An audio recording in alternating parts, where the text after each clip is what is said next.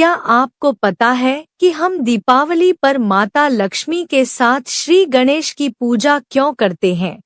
और यह शुभ लाभ का क्या रहस्य है जो हर दीपावली पूजन में लिखा जाता है? दिवाली से पहले धनतेरस क्यों मनाई जाती है? आज हम आपको सिर्फ माता लक्ष्मी और गणेश जी की पूजा का महत्व नहीं, बल्कि एक ऐसी कहानी बताने वाले हैं जो आपको चौंका देगी। समुद्र मंथन, विष्णु जी का एक छुपा संदेश और लक्ष्मी जी के दत्तक पुत्र गणेश की कहानी, यह सब कुछ है इस वीडियो में, तो अंत तक जरूर देखें, क्योंकि आप जो सुनेंगे वह आपने शायद कभी नहीं सुना होगा। एक बार माता लक्ष्मी अपने महालक्ष्मी स्वरूप में इंद्रलोक में वास करने पहुंची। माता की शक्ति से देवताओं की भी शक्ति बढ़ गई। इससे देवताओं को अहंकार हो गया कि अब उन्हें कोई पराजित नहीं कर सकता। ऐसे में इंद्र स्वर्ग लोक के भोग विलास में व्यस्त हो गए। वे अपने कर्तव्यों को भूल चुके थे। पूरा दिन वे रा की लीला में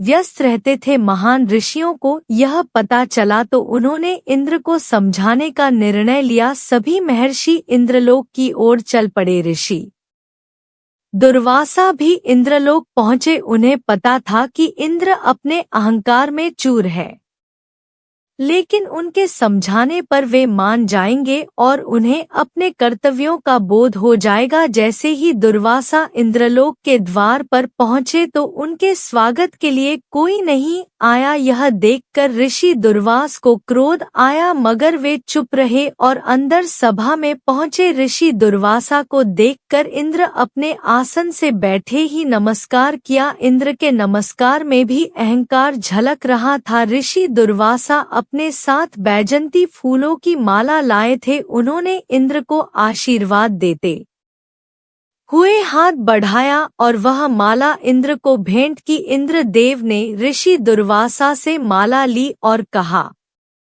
आप यह सुगंधित माला क्यों लाए हैं? इंद्रलोक में सुगंध की कोई कमी नहीं है। इंद्रदेव ने वह माला ऐरावत के गले में डाल दी। ऐरावत ने माला अपने गले से निकालकर पैरों से कुचल दी। ऋषि दुर्वासा ने इसे अपमान समझा और उन्हें बहुत क्रोध आया। उन्होंने इंद्र को लक्ष्मीहीन होने का श्राप दे दिया और कहा, जिसके कारण तुम इतना अहंकार कर रहे हो वह पाताल लोक में चली जाए। महर्षि दुर्वासा के श्राप के प्रभाव से माता लक्ष्मी पाताल लोक चली गई। माता लक्ष्मी के चले जाने से इंद्र और बाकी देवता कमजोर हो गए और दानव मजबूत हो गए। इसी कारण लक्ष्मीहीन देवराज इंद्र दैत्यों के राजा बलि से युद्ध में हार गए, जिसके परिणाम स्वरूप राजा बलि ने तीनों लोकों पर अपना आधिपत्य स्थापित कर लिया। हताश और निराश हुए देवता ब्रह्मा जी को साथ लेकर श्री हरि के आश्रय में गए और उनसे अपना स्वर्ग लोक वापस पाने के लिए प्रार्थना करने लगे। तब जगत के पालनहार नारायण ने लक्ष्मी को वापस बुलाने के लिए समुद्र मंथन करवाया। श्री हरि ने कहा कि आप सभी देवगण दैत्यों से सुलह कर लें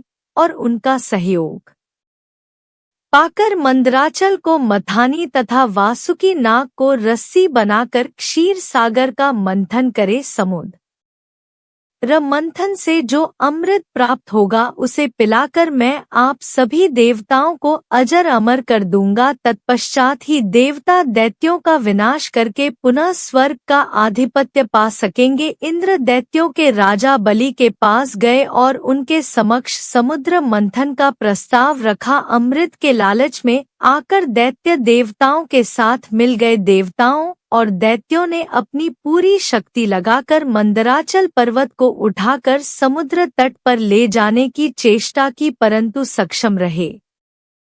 सभी मिलकर श्री हरि का ध्यान करने लगे। भक्तों की पुकार पर श्री हरि चले आए। उन्होंने क्रीड़ा करना आरंभ किया और भारी मंदराचल पर्वत को उठाकर गरुड़ पर स्थापित किया तथा पल भर में क्षीर सागर के तट पर पहुंचा दिया। मंदराचल को मथानी और वासुकी नाग की रस्सी बनाकर समुद्र मंथन का शुभ कार्य आरंभ हुआ। श्री हरि की नजर मथानी पर पड़ी, जो कि अंदर की ओर धंसती चली जा रही थी। यह देखकर श्री हरि ने स्वयं कच्छप रूप में मंदराचल को मूलता प्रदान की। शास्त्रों में वर्णित है कि समुद्र मंथन में सबसे पहले हलाहल विष निकला, जिसकी उग्र लपटों से सभी प्राणियों के प्राण संकट में पड़ गए। इसे भगवान शिव ने अपने कंठ में धारण किया और उसे अपने ऊपर हावी नहीं होने दिया, जिससे उनका कंठ नीला हो गया और वे नीलकंठ कहलाए। तत्पश्चात समुद्र मंथन से लक्ष्मी, कौस्तुभ, पारिजात, सुरा, धन्वंतरी, चंद्रमा, पुष्पक, ऐरावत, पंचजन्य, शंख, रामभा, कामधेनु, उच्च शवा, घोड़ा और अंत में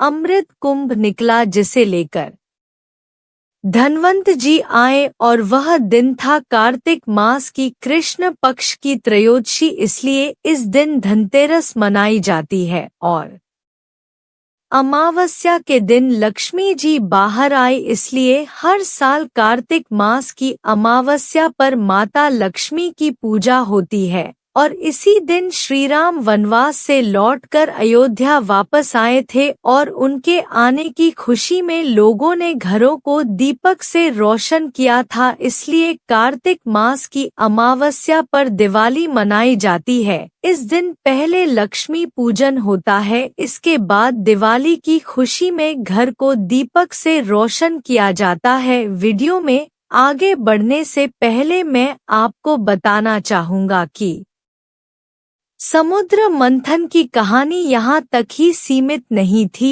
अगर आप चाहते हैं कि हम इस विषय पर लंबा वीडियो बनाएं, तो इस वीडियो पर कमेंट करके हमें जरूर बताएं।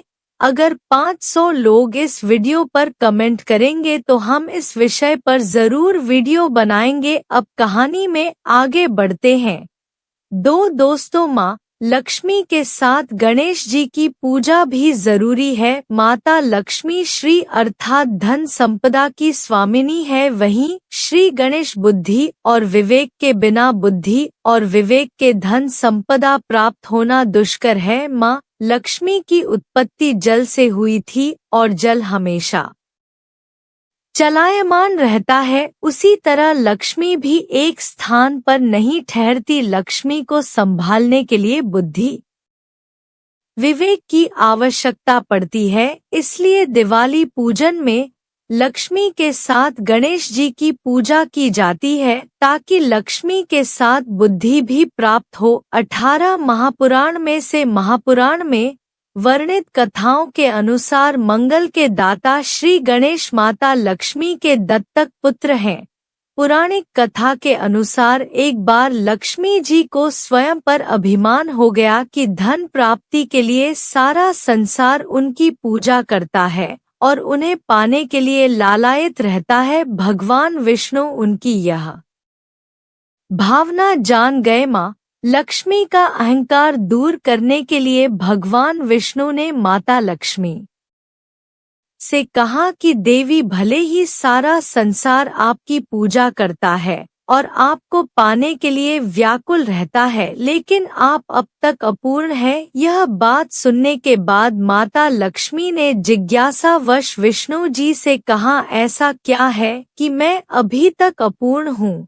तब विष्णु जी ने कहा, जब तक कोई स्त्री माँ नहीं बनती तब तक वह पूर्णता को प्राप्त नहीं करती। आपने संतान होने के कारण अपूर्ण है। माता लक्ष्मी को इस बात से अत्यंत दुख हुआ और उन्होंने अपनी सखी पार्वती को अपनी पीड़ा बताई। माता लक्ष्मी का कोई भी पुत्र न होने पर उन्हें दुखी होते देखकर माता पार्वती ने अपने पुत्र गणेश को उनकी गोद में बिठा दिया। तभी से भगवान गणेश माता लक्ष्मी के दत्तक पुत्र कहलाने लगे। गणेश जी को पुत्र रूप में प्राप्त करके माता लक्ष्मी अत्यंत प्रसन्न हुई और उन्होंने गणेश जी को यह वरदान दिया कि जो भी मेरी पूजा के साथ तुम्हारी पूजा नहीं करेगा लक्ष्मी उसके पास कभी नहीं रहेगी। इसीलिए दिवाली पूजन में माता लक्ष्मी के साथ दत्तक पुत्र के रूप में भगवान गणेश की पूजा की जाती है और यही कारण है कि माँ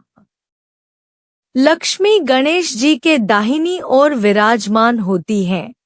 और दोस्तों, क्या आपको पता था कि माता लक्ष्मी के बिना श्री गणेश की पूजा अधूरी है और यह कि गणेश जी लक्ष्मी जी के तक पुत्र क्यों कहलाते हैं? यह एक ऐसी कहानी है जो बहुत ही कम लोग जानते हैं। अगर आपको यह रोचक लगा हो तो कमेंट्स में जरूर लिखें और याद रहे, अगर आप चाहते हैं कि हम समुद्र मंथन और लक्ष्मी जी के राज्य पर और वीडियो बनाएं तो हमें जरूर बताएं। वीडियो को लाइक करें, चैनल को सब्सक्राइब करें और शेयर करना ना भूलें। जय माँ लक्ष्मी, जय गणेश।